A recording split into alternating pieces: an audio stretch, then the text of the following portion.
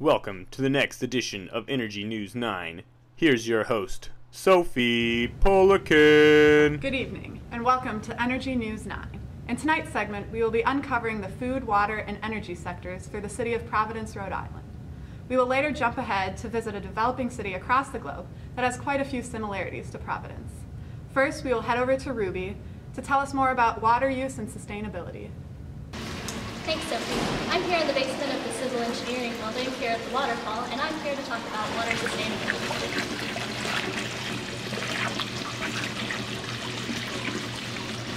The Providence area has never really had an issue with obtaining water. Over time, being on the coast, they've developed many streams, rivers, and reservoirs that they can draw from.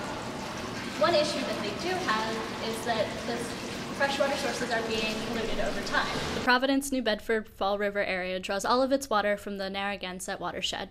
The area is full of rivers, lakes, and reservoirs, its largest being the Scituate Reservoir. The simplest way to ease the stress of the water situation in coming times is to start a successful water recycling program. The water is as clean as filtered water from a freshwater source, but we are no longer depending solely on drawing from the sources. Another additional thing to do would be to set up pollution reduction programs and clean up the water so that the water sources aren't polluted. Thanks for that report, Ruby. Next, we'll head over to Sean to give us a look into our food footprint. Now let's consider the land footprint needed to produce the crops and the cattle that are used for feeding the people of the city of Providence, Rhode Island. The footprint being a field as you see behind me. The city of Providence, Rhode Island, production currently supplies 3,750 calories per person.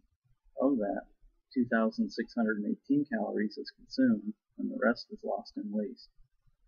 By the year 2050, Providence will need an additional 835 square miles of land to meet the production needed for population growth.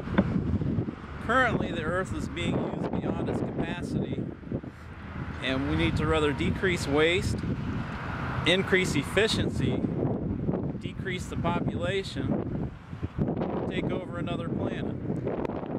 Though that would be great, I think it would be quicker to sit here and watch the corn grow.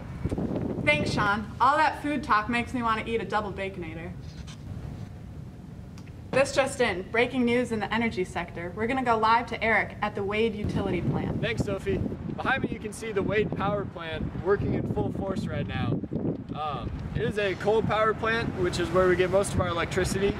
Also, the city of Providence, 88% of the energy comes from either natural gas or petroleum. This is one of the major issues with Providence. There's not enough renewable energy at all.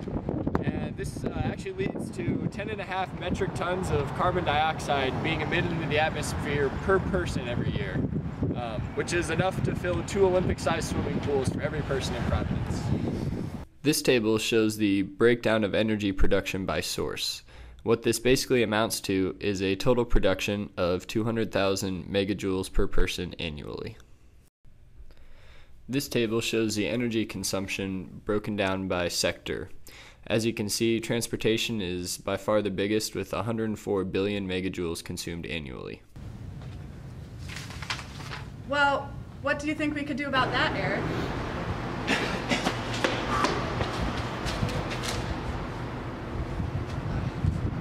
Thank you very much, Sophie, for that question. Electric vehicles are a good solution to the transportation issue. However, consumers have concerns about their limited range and long charging time. An Israeli company called Better Place is working to standardize the batteries in electric vehicles so that they can be swapped out in less than 5 minutes for fully charged ones at certain locations. This would alleviate both the fears of the consumer and allow them to be a far more viable option. Thanks, Eric. And now for today's travel segment, we will be visiting the developing city of Vladivostok, Russia.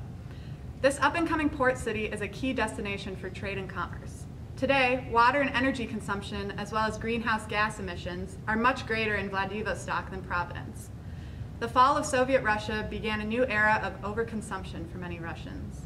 The city was completely renovated in 2011 for the 24th summit of the Asia-Pacific Economic Cooperation Forum.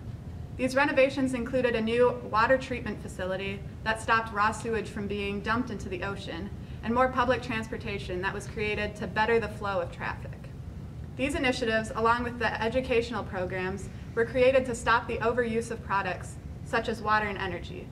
Vladivostok is on the right path to creating a more sustainable city, and hopefully the future will bring even more innovation to the city. And that wraps up our Energy News 9 for tonight. Thanks for watching, and remember to always keep it green.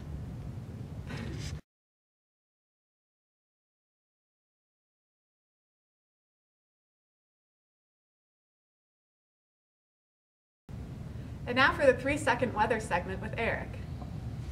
It's gonna rain.